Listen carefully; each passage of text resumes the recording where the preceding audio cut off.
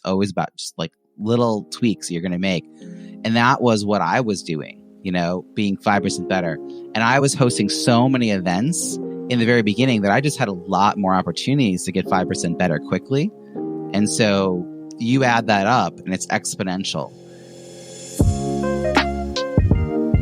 Welcome to the Sidehustle Lounge.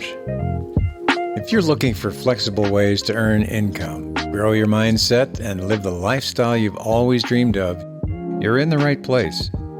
So lower the lights, grab your favorite beverage, and join your host, founder of NotaryCoach.com and Amazon best-selling author of Sign and Thrive, How to Make Six Figures as a Mobile Notary and Loan Signing Agent, Bill Soroka.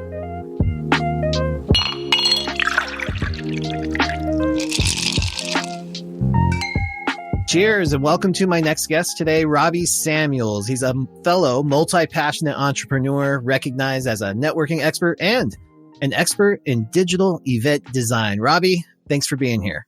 So happy to be with you, Bill. I've been looking forward to our conversation because, since we first connected, I think it was 2017, right after your book was launched. The idea of being an expert in digital event design, I'm not even sure was around back then. The world has changed and you have reinvented your business. And that's what we're talking about today since then. Can you tell us more about what happened in March of 2020 for you and your business? Well, as you know, prior to March of 2020, my focus for over a decade was teaching people how to network at conferences. And that was really because we all say the reason we go to events, the reason we get on planes, travel is not just for the content, but for the possibility of making great connections. But in reality, we fail miserably in our follow through. So our intentions are high, our follow through are poor. And so I was working with both individual participants as well as organizations to help them design more engaging events. And that work became let's just say not needed in March 2020 when events became all virtual, when virtual events really became synonymous with events. So eye contact, business cards, shaking hands, body language, which had been the things I talked a lot about. I mean, I'd written a book about it, as you mentioned, a podcast for almost 5 years, did a TEDx, coaching on it, all gone. So my focus in March was, how do I show up and add value? That was a mantra for me. How do I show up and add value? We will remember people who showed up and added value. So I did have a little moment of hesitation. March 11th is when I think I accepted this was happening. March 13th, I met with my peer mastermind and they kind of kicked me in the butt and said, Robbie, you don't think of networking as a thing that only happens at events. I'm like, you're right. You've built an amazing global network over the last 5 years. Why don't you just write something to help people do that? I'm like, oh, okay. That makes sense. It's the thing I can do. So I wrote 9 ways to network in a pandemic and I shared it on March 12th, which was Thursday, and it got a good response. And then that night I thought I should probably do one of these things. And I was looking at the list and on the list was host a virtual happy hour. And I'm a big proponent of hosting dinner gatherings at conferences. I'm always organizing dinners. I've organized dinners for conferences that were in my town that I wasn't even attending, but I had friends attending. So I thought I should do this. And I put out a note to one of these online communities I'm in. Hey, if I do this tomorrow, will you come? It was like 8:00 Thursday night. And a couple of people said yes right away. So I was like, all right, it's happening. So the reason I've hosted a weekly No More Bad Zoom virtual happy hour every Friday at 5:00 Eastern is because I came up with the idea the night before. And that was my first open opportunity. It wasn't like I did research about when to do it. You just do it. And within a few weeks, I came to realize this was a thing. By April 14th, I bought the domain, nomorebadzoom.com. And I also that week announced that I was going to be running a pilot 4-week program to help people improve their skills around virtual presentations and online facilitation and virtual event design. And that's because I had been fielding so many catch-up call, coffee chats, pick your brain calls in the last few weeks. And I knew as a coach, as a business strategy coach, to pay attention to that.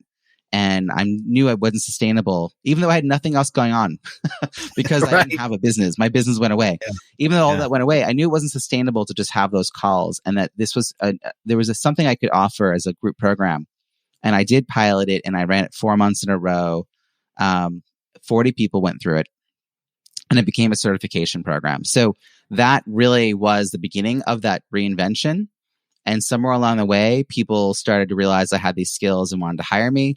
So by the summer, people were hiring me, and I had to stop running the 4-week program briefly, serve my clients all fall, hit 6 figures in eight months. And it's just been, it's been rolling along since then. Yeah, that is insane. So you hit 6 figures as a Zoom producer within 8 months, just helping other people. Yeah. Teaching other people and running these Zooms.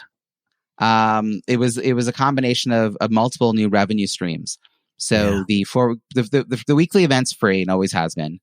But then the 4-week program, started out as a $500 pilot, and then it went to $1,000, and then $1,500, and then $2,000. Right, like this year, I ran it twice at $2,000. And it got better in that time. Like I have all this content now that people get access to. I have over 60 Zoom tutorial videos that I've created and shared online that I organize into a learning management system for people who take the program. Right, they get access to it for weeks in advance and come ready to really dive into the topic. But I didn't have that initially. I had nothing pre-recorded for the first 4.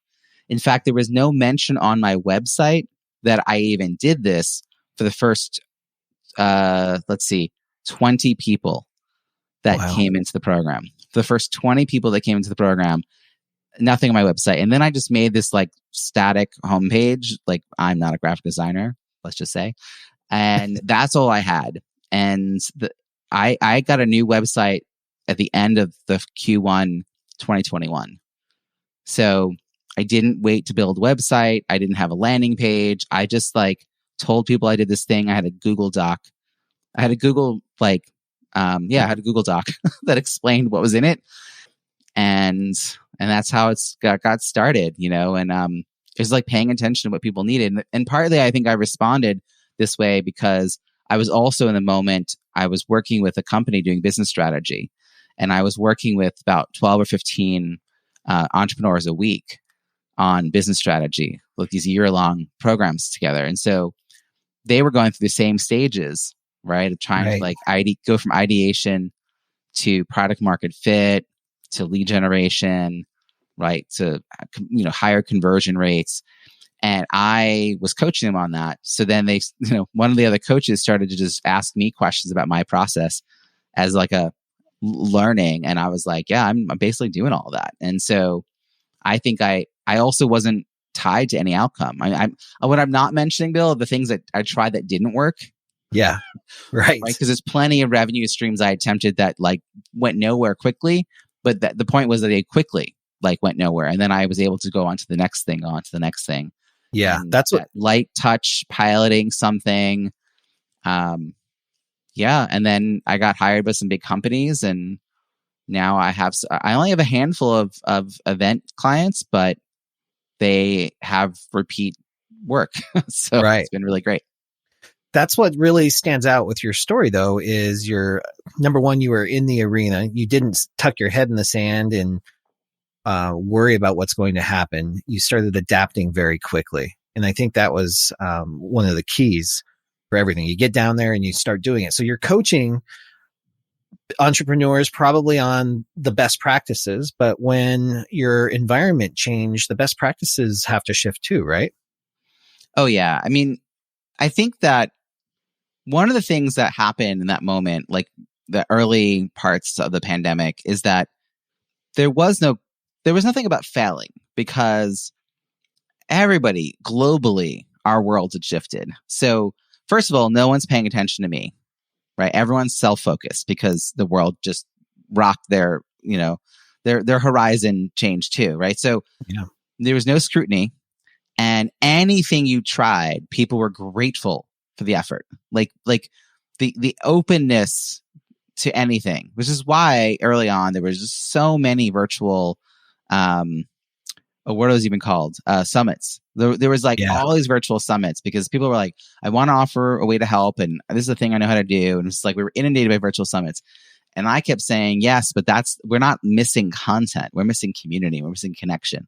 Summits as dripped out content, which is what they traditionally had been, wasn't going to suffice. So one of my revenue ideas that didn't come to fruition was that I helped a few friends who I got interviewed, but then I also ran, I guess you would call it like a happy hour or like a group discussion live where people got into breakout rooms based on different topics that they were interested in. And I thought, this would add a lot of value to whatever entrepreneur is running these summits, because then these are the people who would be even more keen to buy their products. But the entrepreneurs themselves were not flush with money. So you can have a great idea, but if you don't have the right audience, like I just heard a great analogy about like, you could have the best hot dog stand in the world, but if you don't have a hungry audience, like, doesn't matter. But if you have a starving audience, you can have a mediocre hot dog stand and make millions. I think that it wasn't the right fit. But it gave me an idea that people were craving this. And I kept trying to like figure out like, what's the hook here? How do I help? And ultimately, and now I'm going back to really just thinking it through this process for other people. Like, I'm no longer working for that company, partly because I didn't have time. Like by December of last year, I worked every day past April, except for Father's Day and Thanksgiving. I mean, it was just, wow. And Thanksgiving doesn't count because it doesn't end in Y. I mean, I work every day that ends in Y. Right. Well, I love that. And the evolution doesn't start there. And I think you're hinting towards this right now is everything that you've learned with all your previous experiences as well. But this process of creating a product, launching it, even if you don't have a huge audience, is that the next step for you? Yes. And I will also just say about kind of in hindsight, it's inevitable that I ended up building the business I did. Mm-hmm. But in the moment, it felt anything but inevitable. And I want to mention this because I wrote an email about this. I write a weekly email. It's got a little story with a little business or life lesson, like a little twist in it. And I wrote at one point last year, I mean, I will tell you that prior to the pandemic, I did not identify as an MC. And I clearly am an MC. Oh, yeah. I did not market myself as an MC. I did MC roles, I would say MC-like roles, but I did not market that. And I have an interest in tech, not like heavy duty programming, but I like technology as far as how it serves me or makes me more productive. And I've taught about people how to use technology more efficiently. So there's just all these little things that you sort of realize you have all these skill sets that no one ever valued before. You never valued before. So my first time I did the virtual happy hour, I facilitated online and it was okay, but people loved it because it was so much better than what other people had done. Mm-hmm. And the expectations for what people thought it was going to be and then what it turned out to be were so high. But I got to the end of the hour and was like, I'm not going to do that again. We basically went around in a circle, everyone had their 3 minutes. But I knew how to keep things moving. The following week is when I opened breakout rooms for the first time. Wow. First time. So I'm telling you that March 20th, 2020, I opened breakout rooms the first time, discovered that I had them because everyone didn't know. Just I didn't know. No one knew. And then by March, I'm selling a product. So that process of like listening to your audience and iterating and applying like a piloted, like minimally viable way, that is now the forward momentum for my work. I have still sort of this split vision in my business where I'm doing the virtual event design, the executive Zoom producing piece of it. That's happening. And then I'm also really digging deeper into my business strategy side. New book coming out in October. It's called Small List, Big Results, Successfully Launch a New Offer, no matter the size of your email list. And so I've got a multi-step launch plan that is with the book, but it also goes into a year-long mastermind that I'm selling. It's a premium product. But everything I'm doing this fall, which is going to be low cost and free content, is all about getting people to the point where they realize they need that. So I'm following my own best practice in a macro level, while teaching it. It's very meta in a way. Well, I mean, this is how things get done. I think there's this perception sometimes from those who haven't stepped into this arena quite yet that we've got it all figured out and that we had this huge master plan from the very beginning. And that when you were 3 years old, you just knew you were going to all this experience was going to culminate into this, and you've got all the answers and you've got all the certifications. It's not, though. It's sometimes you're just figuring it out and piecing it all together. And I think you've got a great demonstration of that. And I also want to share too, is I'm amazed by your story because you just shared in March, it was March 13th, 2020. Then it was just a couple weeks after that you're doing breakout rooms. And I had the pleasure of being a part of an event that you emceed and produced for us in November. So we're talking about 6 months later, and there are still people, here we are, almost a year later, raving about that event and how it was the best online event they've ever attended. Not because of the content. The content was great, but it was fun. And everybody had Zoom burnout by that time anyway, right? They're just fried. And then the event that you led just inspired so much. It really reinvigorated online events for us again. So that exponential growth from when you first started this in March to being where you were just in November, and I can't even imagine where you are right now, is inspiring. And I hope that people hear this and realize that they can figure things out when the world shifts on them. The ability to adapt is so key to this. So thank you for that part. Well, something you're touching on that I want to underscore is the idea of continuous improvement, which in Japan they call Kaizen. And Yes. I think this is so important. And before I knew the concept like in the world, it was something that I was doing, and I was even teaching. In fact, the 4-week program that became the certification for virtual event professionals is called the 5% Advantage program. And my wife, who's not an entrepreneur, was like, no one wants to only be 5% better. Like, what? That's not a good sales pitch. And I said, no. It's about being 5% better every time you host or speak online.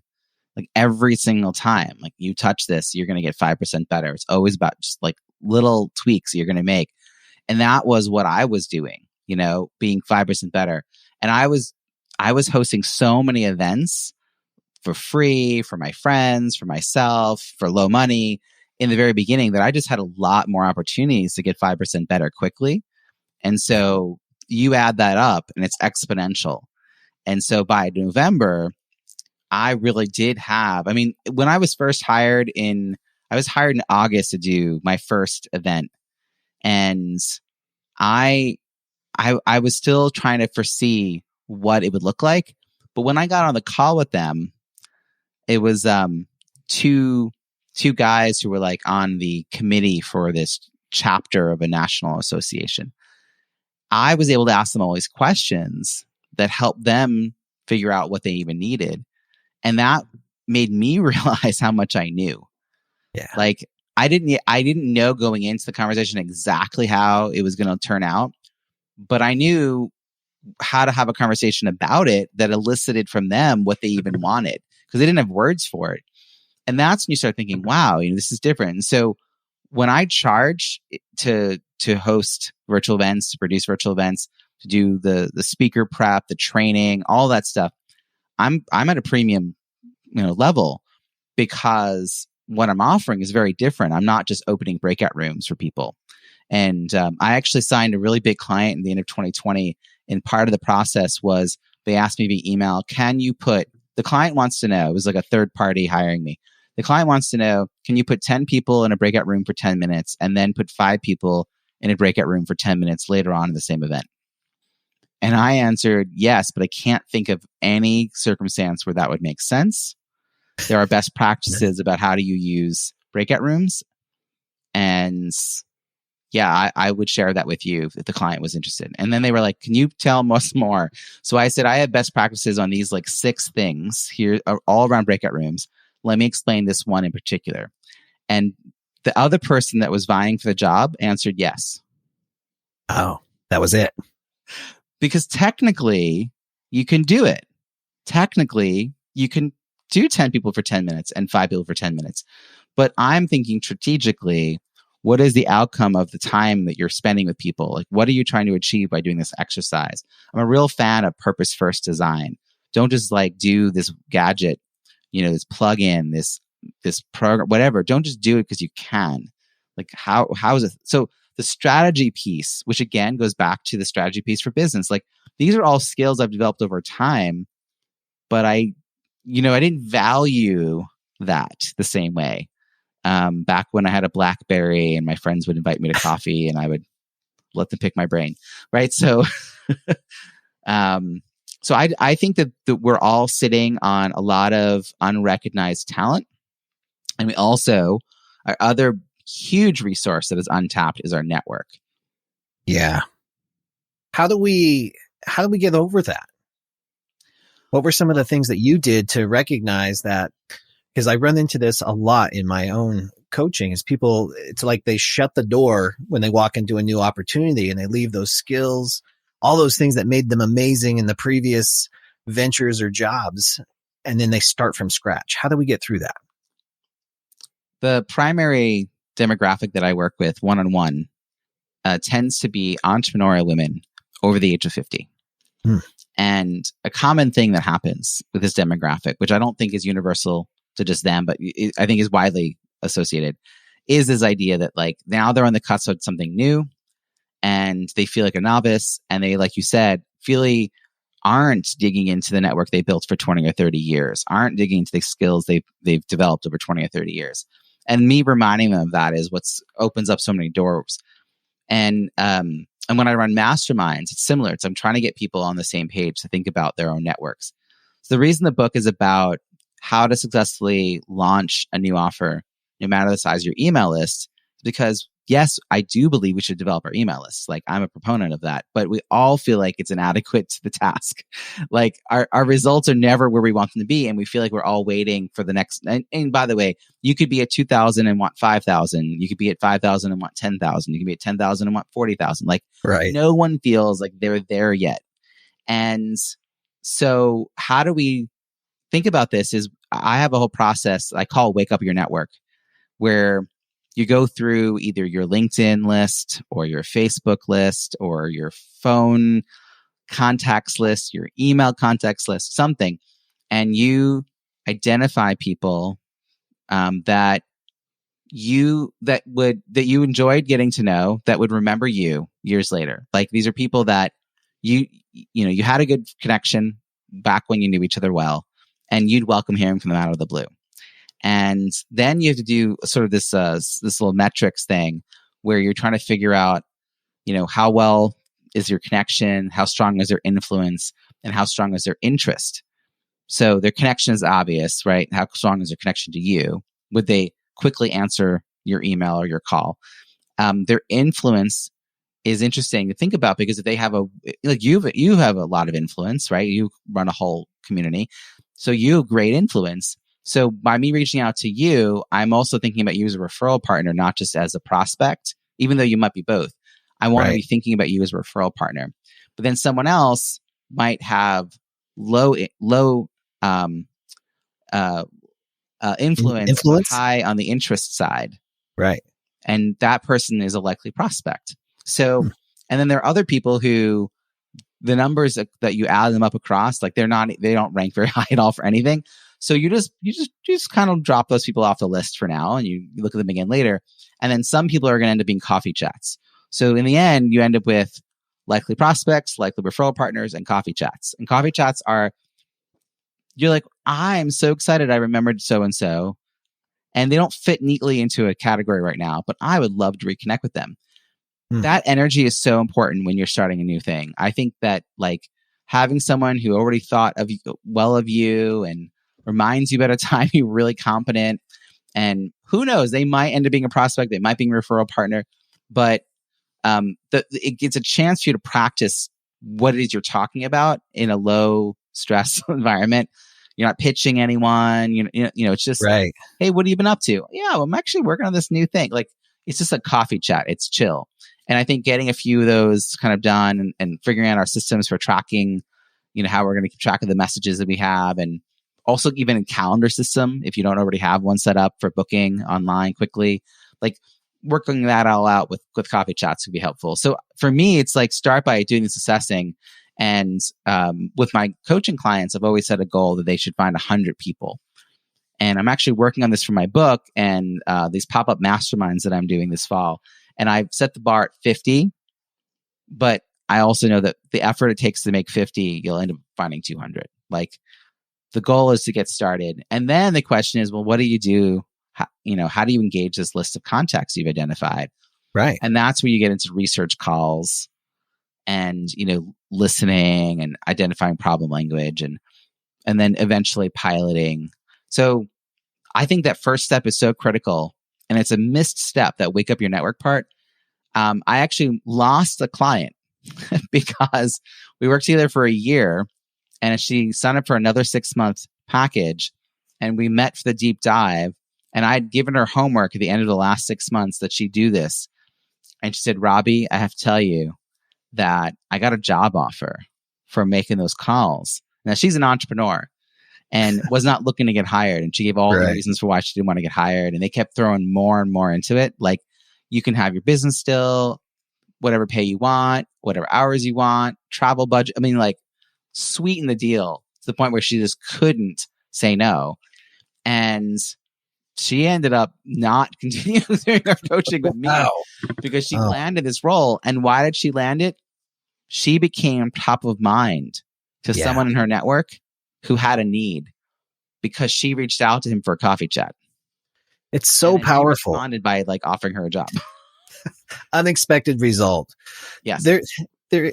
I love that you teach this. I teach something very similar. I love the words that you placed, and you tell me, this is what most people resist the most. They just don't want to contact, and they don't know what to say when they do. What do you tell your clients if you get that level of resistance? Well, I get resistance on a few levels. One is I work with experts, and experts have what I call expert syndrome. They know exactly the solution that people need. They can read the situation and they're like, oh, I know what you need. Problem is, the person they're talking to does not know what they need. And so it's a mismatch. So if you have someone who's symptom aware, not yet problem aware, and you're selling them a solution, they think it's disproportionate to their need. You're not talking to them and they move on. And so experts go and create courses and programs and packages in a vacuum with no input from likely prospects and are miserable by the results. So rather than do that, taking the time to have conversations with people, not to pitch your plans, tell them your program, how many weeks, none of that, but just say, here's the overall sort of general sense of things I'm thinking about. I'd love to hear your feedback about it. I feel like you'd be a person who have a lot of great insights. What's your experience been?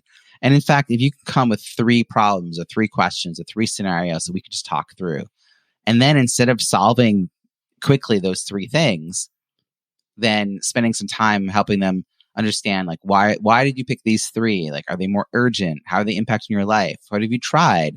What do you think would work? Like, really helping them start to see how these fit into our larger problem and avoiding the mistake that we all make, which is to give away an hour's worth of free advice.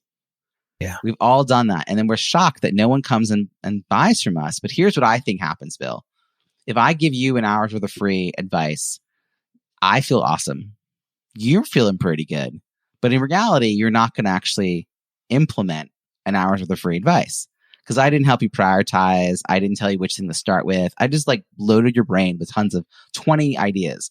And so you keep having it written on your to-do list, but you never really get to done. And you start feeling kind of bad about it. And then you see me online or you see me in an event and you're like, oh, I should. And you want to avoid me because what if I asked you about it? And instead of reaching out to me, you don't want to bother me because you still feel like you want to follow through on all the free advice I already gave you. So then even if you need help, you ask somebody else. What? That is the exact opposite of what we want our prospects to do. So I have this I'll tell you this moment in my head. I have this moment in my head where I'm talking to someone. It could be a coffee chat. It could be a sales call. It doesn't matter. Where I suddenly realize my brain is exploding with ideas for them. And I've already given them, let's say, 1 or 2 kind of big picture things to think about. Here's what I think might be going on. What do you think? Kind of questions. Yeah. And I'll say, wow, I have a lot of ideas in my head that I could share right now because you sound a lot like the clients that I work with. Hey, would you like to hear what it would be like for us to work together? And that invitation, that permission based, like, let's go to the next stage, it frames the conversation immediately. I'm now a guide or a mentor or an expert coach, and they're a person who's considering whether or not they want to work with me. So of course they're going to say yes, because I've already given them something to think about. And then I then share an outcome. Well, here's someone that comes to mind. Here's how we work together, and here's the results they achieved. 2-minute story. Are those the kind of results? Is that the kind of outcome you're looking for? They're like, whoa, you're in my head. Like, this is totally, have you been reading my journal? If they say that, then it's like, okay, would you like to hear a little bit about how we would do this? And now, of course, they're sitting on the edge of their seat. So again, I don't go into the super details. I'm like, well, I have either group or one-on-one. Like, what is your preference right now? Are you looking to go fast and like individualized attention, or you like the idea of having community support, group accountability? And they tell me, and then I might say, okay, well, here's a general structure. Is that every 2 weeks, whatever the rhythm is? And then they're like, yeah. So meanwhile, I'm looking for yeses. I'm looking for lots of yeses. It's a whole series of yeses, right? And then I'm like, I've explained the whole thing to them. I've dealt with any known reasons like they might say no. So if I'm worried about how much time it's going to take, I talk about that and I handle that. If I think about the whether the outcome is going to be right for them, we talk about that. We talk about all these things, and then I've talked about everything except for the money, and I just say, is there anything else? Let me know. What else would you like to know? And then eventually they'll say, well, there's no way I'm able to afford this. Like, how much is this, Robbie? And I'm like, well, it is an investment. It's about working on your business. But, 18 months from now, you could be well on your way to that goal you just were talking about. What would be possible if that were happening? And they'll tell me. And then I'll ask 2 or 3 more questions about their big dream of what would be possible. And I said, okay, well, with that in mind, here's the investment. And I got to tell you, I only work with people who are willing to do the work. So that's something for you to think about for yourself. And I don't even want an answer right now. I want you to go and sit with this, because I know the number one reason people are successful is because they commit to doing the work. So you can call me back in 15 minutes, or we can schedule time 2 days from now. But, I want you to sit with this because your outcome is based on your own effort. No, Robbie, I'd like you to take my credit card right now. I don't even know what you're selling, and I'm ready to buy it. But it's just like, I don't want their sale. Like, I'm not needy about it. I'm not begging. I have an offer. It's a gift I'm making. I'm like, here's the gift. And I'm telling them that the work is all on them. I will guide them, but it's their business, right? And even if I give them advice in the middle of that call, I'm like, listen, I got to point something out. We've been talking about this for 15 minutes. There's no way I know enough to diagnose what's going on here accurately. I'm merely able to give you some ideas. Please do not take this as a diagnosis. There's so much more, which leaves the door open for them to come back to me when they run into trouble. I'm like, listen, there's no way that what I'm telling you is perfect. Like, let's just be real. We've talked about it for 15 minutes. So I want to leave myself as a resource to them, not the person they avoid when they see online or see in person. So yeah, excellent. Repeat. Yeah. And it's not about closing the deal at that phone call sometimes, right? You're just delivering the value. Well, I have to say, Bill, that's the thing that separates us from a lot of people in the like online marketing world, because there's a lot of people selling you on the need to make it a sell that moment. It's all about scarcity and all of that stuff, which is how we've all ended up buying courses and programs that we don't actually end up using. Right. And that doesn't benefit anyone except the person who was, the huckster who was selling that. So, no, I more want them to walk away thinking about the cost of inaction. So I mentioned earlier, Bill, I'll go through all the stages. This is actually originally was written about in a book in 1966. I'm blanking on the marketing book. But I heard about it from Danny Inney, who's runs a company called emcee, which is where I was working in 2019 and 2020, coaching entrepreneurs. And then I heard a variation of this from Jason Van Orden, who is the host of the Internet Business Mastery. So people are symptom aware, right? Then they are problem aware. Then they're solution aware. Okay. then they're you aware, and then they're now aware. So if they have, let's say you had an itchy arm, you kept getting a rash. It would go away, it comes back, go away, and come back. So you come to me and I take a look at it and I'm immediately realizing what it is. But you're coming to me and you have an idea of what the remedy is. You're like, I would like some anti-itch cream, please. So that's your understanding of the problem. And I look at you and I'm like, oh my gosh, this is poison ivy. You're coming in contact with poison ivy on a regular basis and it keeps happening. And I'm asking you questions and we come to determine that it's all over your backyard. So I reach for the phone number of a guy I know who has a bulldozer and I hand it to you and I tell you, you need to go and just like clear and raise your entire backyard to dirt and start over again. And that's how you're going to solve this problem. But you came to me looking for anti-itch cream. Right. You are not interested in my solution. It is a disproportionate response to what they.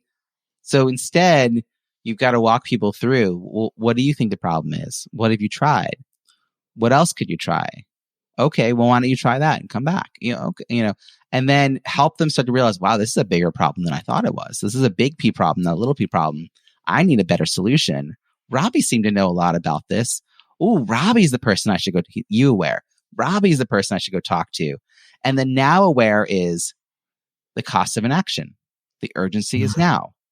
Now that I realize that I have this problem and I have this possible solution, how could I not move forward? What if I don't do this?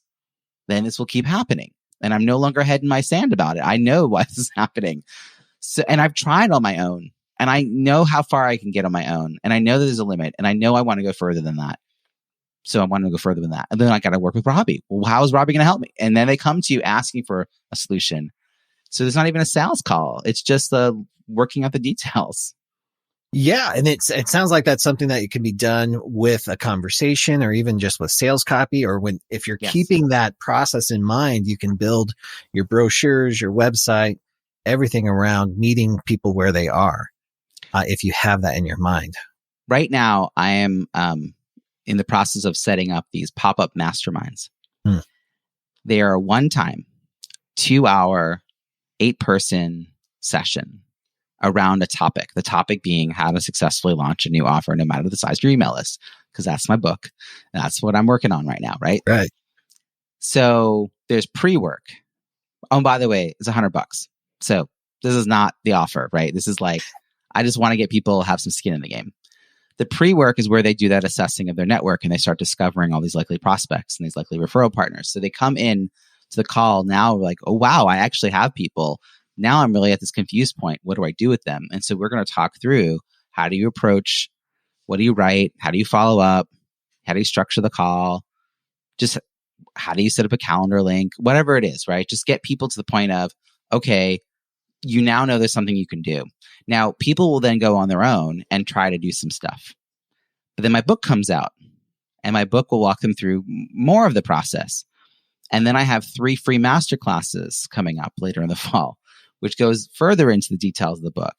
And at some point, there are going to be people who initially work with me, this September, that are going to actually come across the inkling of an idea that they think actually has legs. And they're going to want it to actually happen. And the idea of it not happening is going to be more painful than the cost of writing a check to me. And next year, I'm running a year-long program to help people follow through on all of that in groups. So initially, the group's going to be focused on a cohort of entrepreneurial women, 50 plus. And then I'm going to have a second cohort for everyone who does not identify as a part of that demographic. And anyone who comes in ready to go and do the work is absolutely going to get to the end of the year with a revenue stream, either figured out or a process that they can rinse and repeat to get the right offer, right? They will learn a ton doing that. But I need to lead people from symptom aware, symptom being I have a small email list, which is why I can't sell anything. That's a symptom. That's not actually a huge problem, right? The problem is that they're limiting how they think about who their audience is, and they're not testing before they sell. They're building and trying to sell to the marketplace who doesn't care.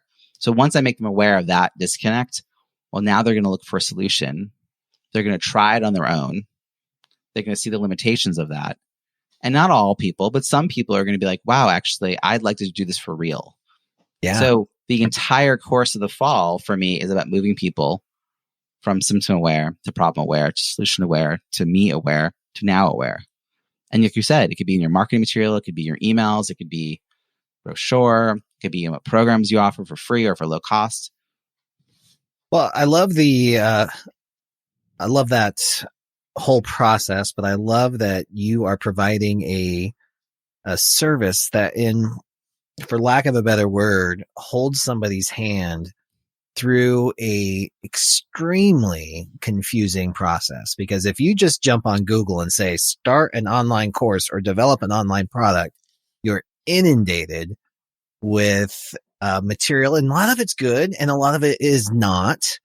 But then jumping in and trying to put all the moving pieces together is so overwhelming. So you're like this beacon of light to people and giving them support. I love the concept. Now, first of all, I believe that probably everybody who's listening to this Side Hustle Lounge podcast either has a book idea or a business idea or an online product idea inside. Somewhere it's been percolating for years for some of them, but they don't know necessarily how to identify it. So I have two questions for you. The first one is, do you have a methodology to help people identify a product so they could be prepared to join your mastermind? Yes. Actually, on my website, robbiesamuels.com/masterclass, I have a series of free masterclasses that I developed a few years back. And one of them is called Discover Your Ideal Client. Because I don't think it's actually about figuring out what to offer. It's figuring out who to offer it to. So it's a Venn diagram. And mostly we think about these Venn diagrams as the Venn is what to sell. And I'm saying the Venn is who to sell to. And the process is about discovering, because these people are already coming to you for support and service and guidance, right? And you're just not thinking about them in the way that you could be. And if you don't approach this correctly, you end up in certain pitfalls. It could become a hobby. It become a trap where you're doing work that you don't really know very well. Yeah. But you're working real hard. It could be burnout because you're doing things that aren't the expertise that you want to be known for. So it's really about thinking that process through. And then once you start to have a better sense of who your audience is, then the next stage is to go and have conversations with them. And within some parameter of this is the stuff I know about, ask them what their challenges are. Do everything we talked about earlier, right? What are your 3 questions? And then tease that out and then transcribe that. And Zoom now has the ability to have transcription enabled. It's free. And so when you get the recording, you get the full transcript. To going through that, looking for problem statements, putting that all in a spreadsheet, identifying levels of urgency, categorizing. I mean, it's a process. Listen, I've worked with a lot of coaches through this. No one's been excited about it. A lot of them have resisted for a number of different reasons, from I'm an expert already to I have no one to talk to. So there's 2 extremes. But those that have gone through this process fully have been surprised by learning things. Some of them, it's not that they learned something new about what people needed, because they really are experts. They really did know that. But they learned something about language. So let's say I was offering something and I kept talking about people being, I work with women who are fatigued. And I kept using the word fatigued. But I never once on these calls hear that word. Instead, I have a lot of people talking about being exhausted, right? Tired, exhausted. Well, then I should stop using the word fatigued and switch it to exhausted.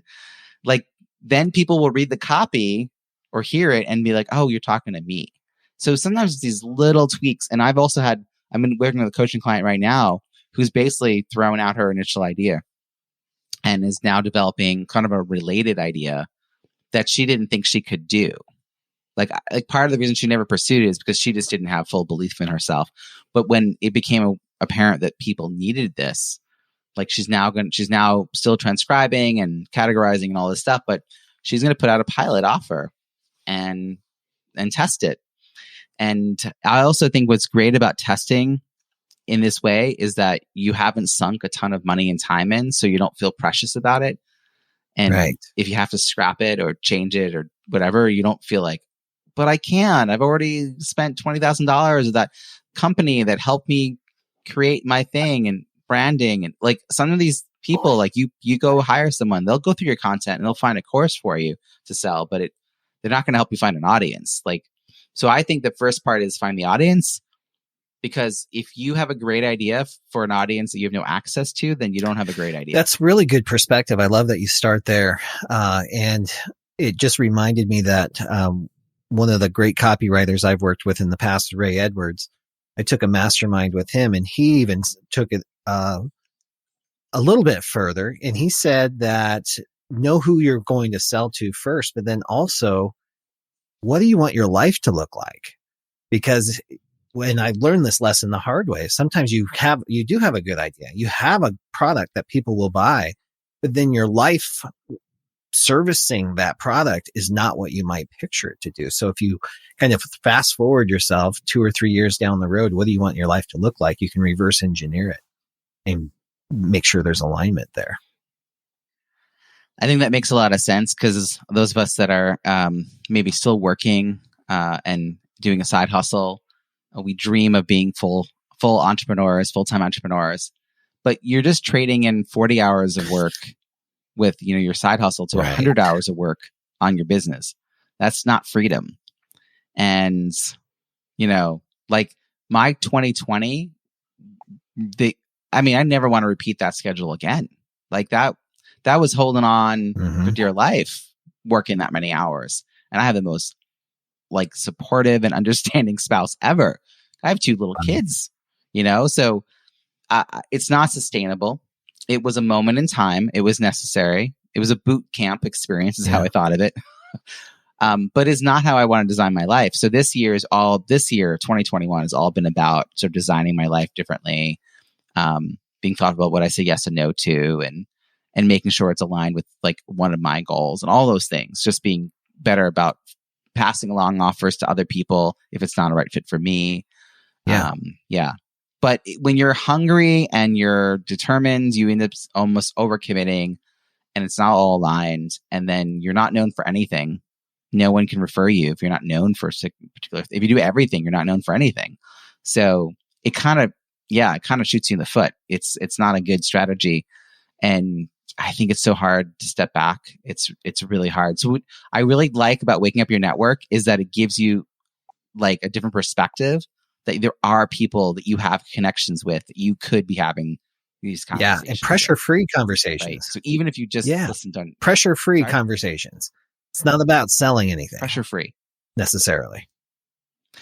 Once you figure out what do you think it is you want to sell based on these calls, you then want to figure out the outcome that you think people are looking for, right? So you make your best guess as to what you could describe a 1-2 sentence statement.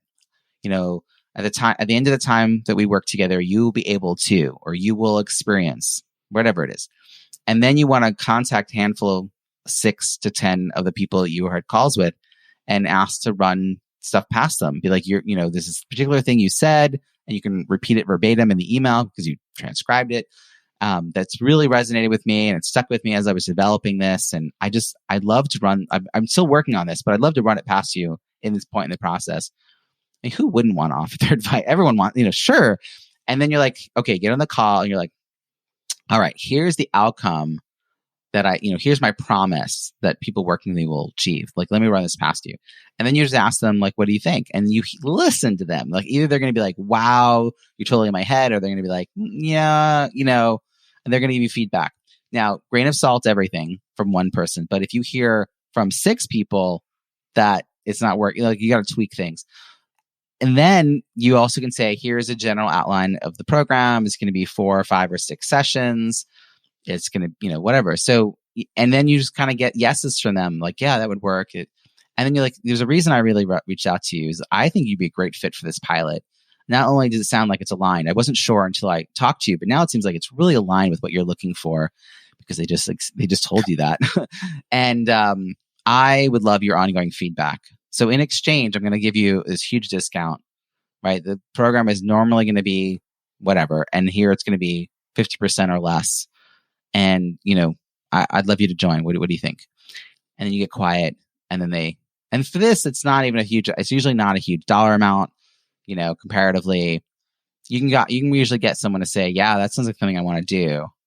And that's how you find your first 6 to 8, no more than 12 people to run a pilot with for a handful of weeks, get their feedback, and iterate from there. Excellent.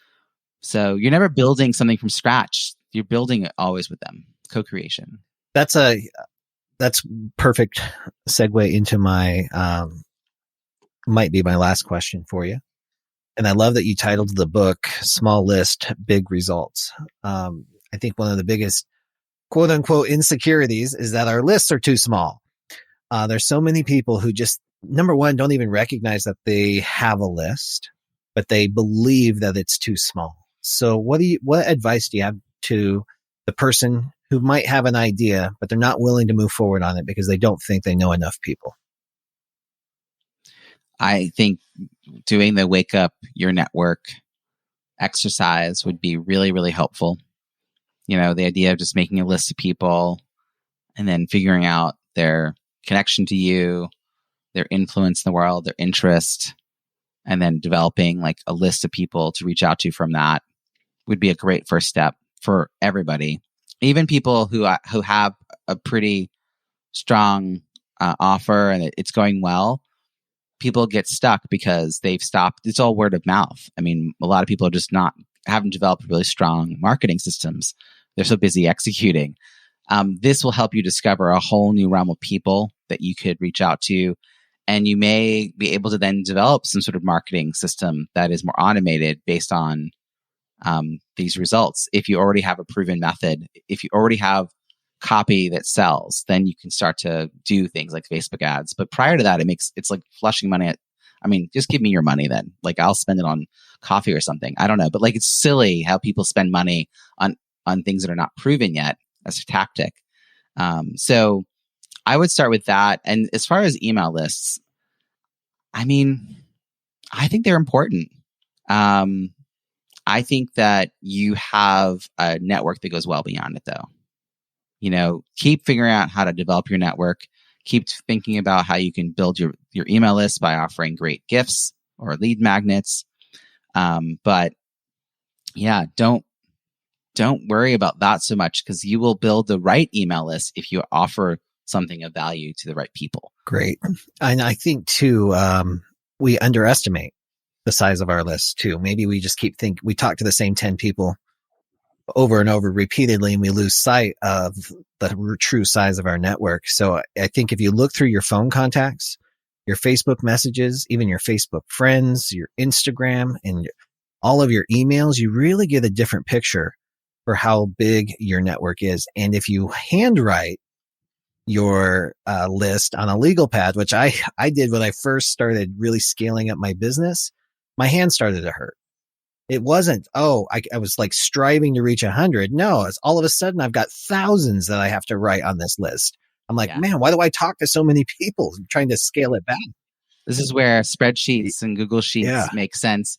I also just want to note something. You loved my my title, and I will tell you that I workshop that title with my likely readers. I had a title in mind, and I put it out to a few Facebook communities that had my ideal readers. And initially, it was Small List, Big Ambition. And I discovered that women over 45 do not identify with the word ambition. Interesting. And since I want to attract that audience, it didn't matter that people under 45 did. And so we had, then for a moment, it was goals, small list, big goals. And then someone said, I got plenty of goals. What I want is results. And then I put that out into the world. And all of a sudden people were like, yes, you nailed. Bob Berg, who was the co-author of The Go-Giver, said that I nailed the problem and the solution and the outcome that people want in 4 ways. Nice. Problem is I have a small list. What I want is big results. So that's, if I had done this without that input, I would have written a book and had a title that did not identify with people that needed it. And so nothing should be created in a vacuum. And by the way, that's all marketing too. Now I have all these people who are waiting to have my book come out. You know, they're all going to join my launch team. They're all going to get early access to the book. I'm actually offering a librarian-led book club discussion for people who join my, awesome. my launch team. Good thinking. So, I'm full of surprises this fall, Bill. I can't wait to see it all coming. Please include me on your launch team too. I loved your first book, and I'm going to look forward to this one too. You know, you've mentioned a couple things along our conversation, and you just touched on it again. Is this sometimes emotional attachment that we get to titles, to concepts, to ideas, especially when they've been around for a while? You might think this is going to be the title of my book, or this is what the course is going to be about. And when you get contradicting information, how do you let go of that? Is it just a switch for you? Like, whoop, the data says this, so I'm going to switch it. Or do you have to walk yourself through some, whether it's ego or just the emotion of letting go of some of that stuff? If one person gives me feedback, it's one person, you know, but if you start to see a trend, and I try to get this information from people before I've locked into it. You know, now that I've gone through this process, I'm pretty committed to the title that I have. I was actually debating whether it would say like how to successfully or just start with successfully in the subtitle. And I've just determined it will just start with, little things, but I'm pretty locked in now. So now I will not be as open to the feedback, but I had a few weeks there where there was 1 week in particular where I just was getting tons of information. And I'm doing that same process right now with the pre-work workbook that I give out to people for my pop-up mastermind. I was developing the content and then the cover. And so I sent it to a few people and quickly was iterating. Like finally I had to figure out how to share the Canva link so that I didn't have to keep downloading updated PDFs for people who were sending me feedback. But it's just, I want this to really work for people. And so getting that feedback and iterating, but then, at some point it's going to be done. And, let me know if you see a typo kind of thing. But other than that, like I'm not looking to revamp it. If anybody listening would like to get dialed into Robbie and his masterminds, I've got a whole section inside the VIP room where you can do so at www.sidehustlelounge.com. Robbie, if a listener would like to join your masterminds or even your year-long mastermind, how does that work? Does it have a start and an end time for enrollment, or is that a year-long enrollment? Yeah, so I'm doing the pop-up masterminds are these 2-hour one-time offer for $100. That's just a little taste. I'm doing early access. The actual deadline of that has already passed. But that was, again, for me to soft test this with a small community of people. I got 24 people signed up very quickly, and I was like, okay, this is a thing. And then starting in September, I was broadcasting it to the world. And so I'm basically filling 8 sessions of 8 people each. And when this airs, you'll still be time for you to go check out the link in the VIP section, because the deadline to sign up for one of those is September 15th. So you can go check that out, and then we can get you, filled in for one of the slots that's coming up. And then my year-long program, I'll be really making the offer for that in November. And there's some early signing bonuses where it's 10 monthly sessions, 10 monthly mastermind sessions, and at least 2 and up to 5 one-on-one calls with me. And so the additional one-on-one calls are for people who sign up early. So if you're like, I know I don't need to wait all fall to know this is the thing for me. You basically go to my website, robbiesamuels.com, go to the coaching section, you fill out a little form, we schedule a call. If you're sold on it, and I think it's a good fit too, the sooner you sign up, the more bonuses you get. You get an additional one-on-one call from me. So it's like basically the end of, September 1, October 1, November 1 are all deadlines to get additional bonuses. Awesome, Robbie. Well, I can tell that you're going to bring so much value to the community and for anybody who has that idea churning inside. So I can't wait to see where you go with this. Thank you so much for spending so much of your time and sharing your ideas and inspiration with us. My pleasure, Bill. Thank you.